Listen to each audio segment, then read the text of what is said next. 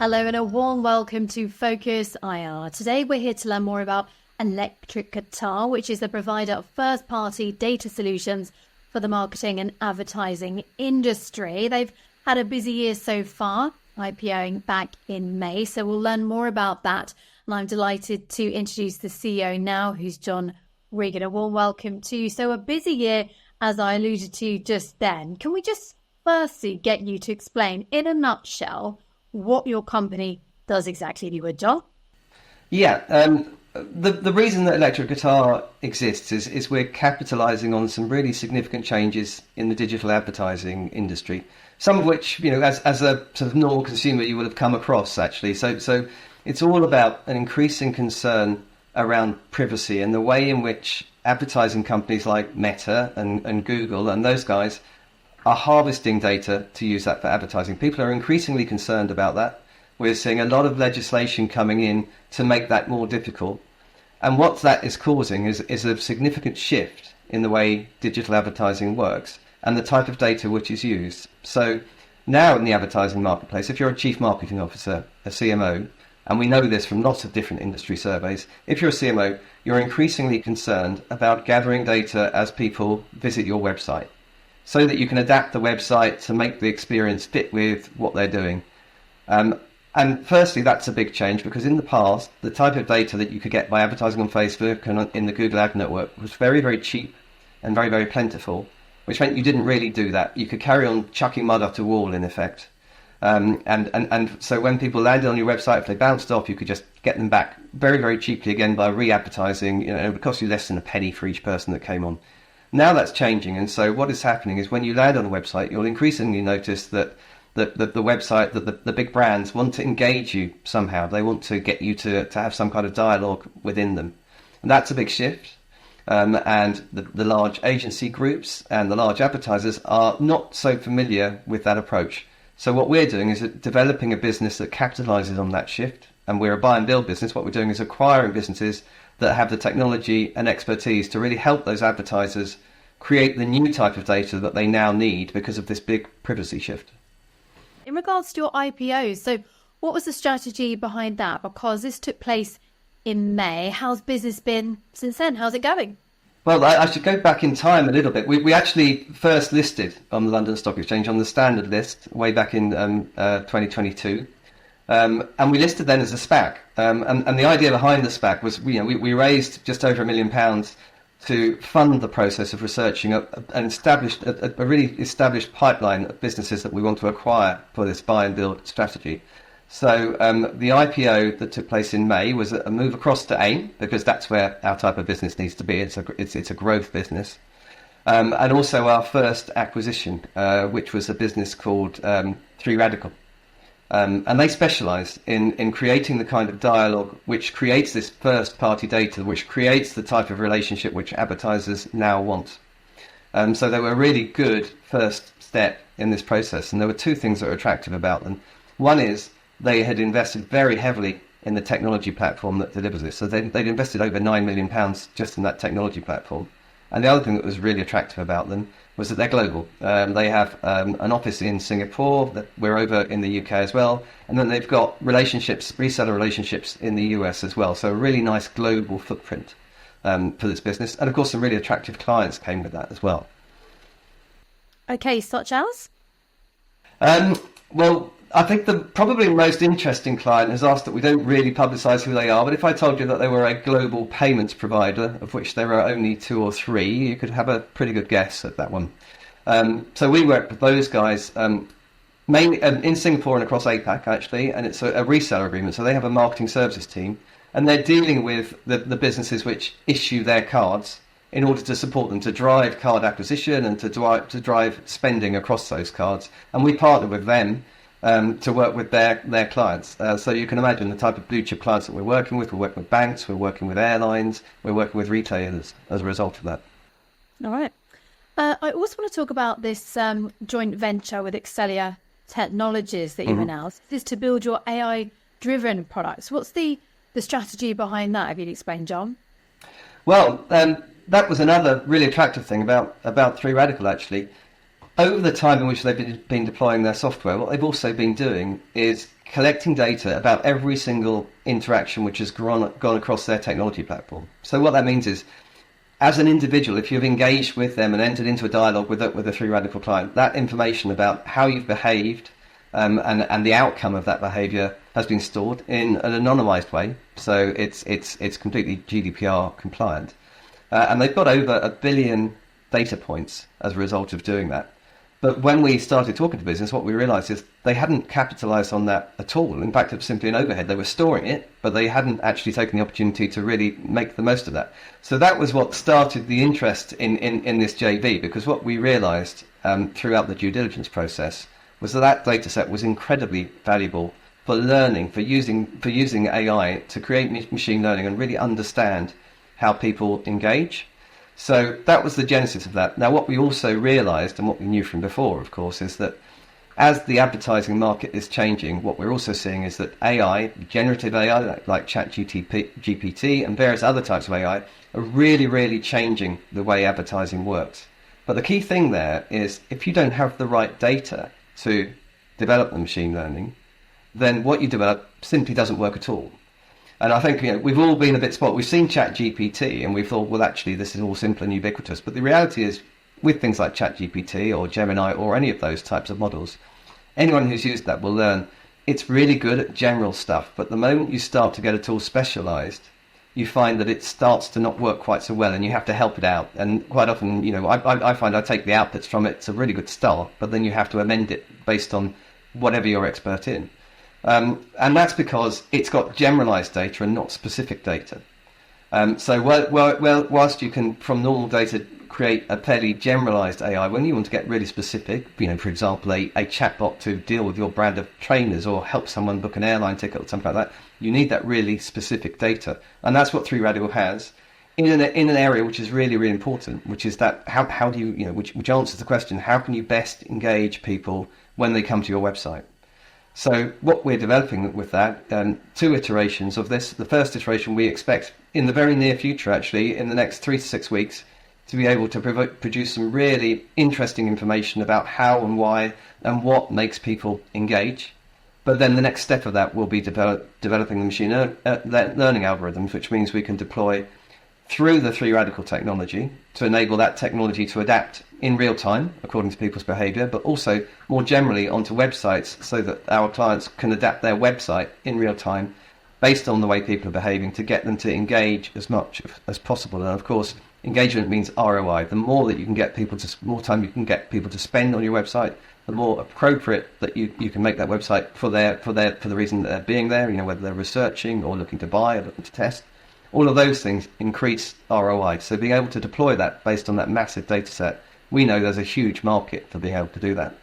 But then for the future, as we acquire businesses, one of the things which is a very big tick in the box for us is if other businesses are sitting on similar types of data that we can either add to the Three Radical data set to enhance that product or develop other products based on machine learning as well. So quite an imminent impact there from the sounds of it. Any more announcements on the horizon we need to know about? Well, look, we are an acquisitions business. Obviously, I can't say things which aren't in the public domain, but yes, we have a pipeline of businesses that we're talking to about what the next step is. So of course, there will be news in the pipeline there. And of course, there's been quite a busy news time for us as well over the last, we've been involved in Three Radical for 3 months now. And already we've announced collaborations with a business called Digital Alchemy, who are a very large advisor and consultancy on implementing advertising infrastructure in the APAC region. They're one of the biggest in the APAC region. And so from that, we will be developing the network that we have in Singapore already, but also moving ourselves up the value chain as well. So we will be talking to people at a much more strategic time, which means that the Three Radical products will be much more embedded. So great benefits there. We've also just partnered with a business called Sophos 3, who have an engagement platform. So they work exclusively in the automotive industry at the moment, helping automotive businesses and automotive brands understand how their website businesses are engaging. And we think that we can take that technology and transfer that into other marketplaces that we're already established in as well. So that's a really interesting opportunity there that we're working on. And that helps, of course, broaden our product offering and broaden the types of people that we're talking to and broaden our revenue streams as well. The other thing that we've also just done is launch a much more user-friendly version of the Voco platform.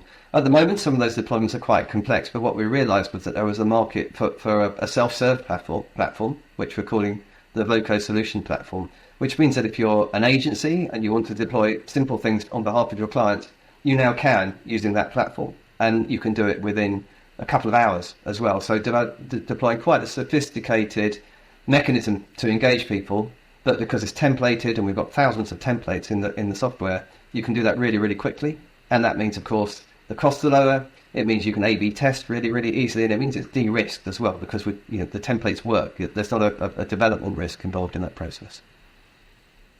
Let's maybe talk about the industry as a whole, the digital marketing industry, because, Google had a bit of a surprise move recently. So they abandoned a plan it first announced 4 years ago to block third-party cookies from its Chrome internet browser.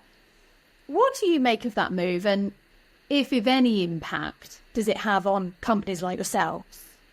Well, actually the biggest challenge, the biggest frustration about that announcement is Google blocking cookies was a really useful way to summarize what's happening.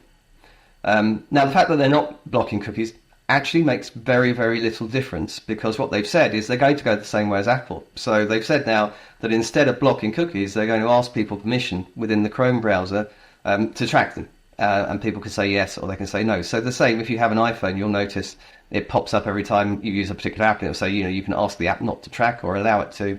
Exactly the same thing is what we're expecting Google to do within Chrome based on their announcement. So it will have the same impact as blocking cookies, really. Everyone will click according to their preference, and we know that for Apple that's made a significant difference. So if you are an advertiser, you will be in a similar place as you would have been if cookies had been blocked. And that place is not a great place to be, because what it means is that Google, from their internal systems, will understand a lot more about your advertising campaigns and about your consumers from a data point of view than you do yourself. So there's an asymmetric relationship developing there. And Facebook have done something similar as well, as have Apple with all the Apple devices. So that shift is happening.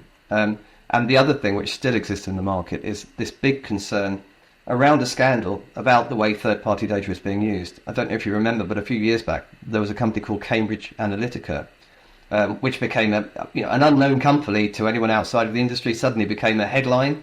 And it was because they'd been involved in using data in a way which made people feel uncomfortable around the first Trump election campaign, and then allegedly around Brexit as well. And actually, at that time, they weren't really breaking any laws, but they were certainly using huge amounts of harvested data, which as a consumer, we didn't really know about. And that did a lot of damage. Cambridge Analytica doesn't exist anymore. If you are a big brand who's invested billions of pounds creating a brand reputation, you really do not want that type of scandal to be associated with your brand. And so a lot of CMOs now, chief marketing officers, their concern is when they're using that type of data, it's a bit like playing Russian roulette. I'm sure there will be another scandal like that where consumers get very upset about the way in which they've been targeted and the data which has been used to do that. And if you're a CMO, you don't want to be the brand that did that. So for all those reasons, that shift is still happening, and that focus is still there. It's just that for people like me who want to talk to investors who aren't embedded in the market, I've lost that really useful summary to say Google blocking cookies. But actually, apart from that, nothing much has changed. And how do you see electric guitar fitting into this space? Well, one of the things that I know, I'm a serial entrepreneur. I've had businesses in this space for many years, and one of the things that I know is that the big challenge, particularly when the opportunity is as big as this, is that you need scale, and you need to scale really, really rapidly, and you need to scale both your access to technology and people, and to vertical markets and to geographical markets as well. So where electric guitar is really, really important is what we're able to do is talk to businesses which are looking, are ready to scale, but working out how to do it. And we can do two things there. We can get an access to capital from the public markets, because we can do raise investment capital for them. But at the same time as that, of course, this is an acquisition as well. And what we very much favour is saying to those founders, look, if you were to really realise the value that you aspired to, then we can do this as a paper transaction. You can take Electric Guitar shares and share in the growth that we're going to create together and get to that aspirational valuation without having to be concerned about raising the investment capital yourself. So that's where we fit. It's enabling. We're an enabler, really. We're enabling those businesses, and there have been some massive successes. Businesses like the Trade Desk who have managed to scale rapidly into this business, and and become unicorns. But there are a lot of small tech companies that just don't have capital markets experience or expertise, and they can't get there. And that's the bit that we open up, and that's where we fit in. What we want to be is the leader in first-party data and using that data. We want to be global, and we want to be as scaled as possible. So that's where we fit in the market. In terms of where that fits with other businesses, if you look at the big global communications agencies, they've got a challenge because they've got a very successful, profitable business doing things the old way.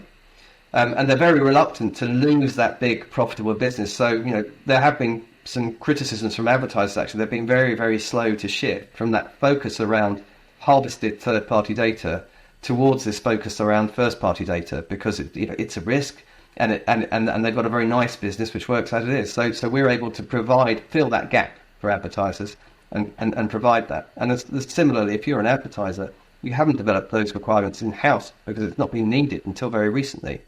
So there's a bit of a skill shortage there. So we're nicely in between the two, we think. John Regan, thank you very much indeed, the CEO of Electric Guitar. Thank you for your time.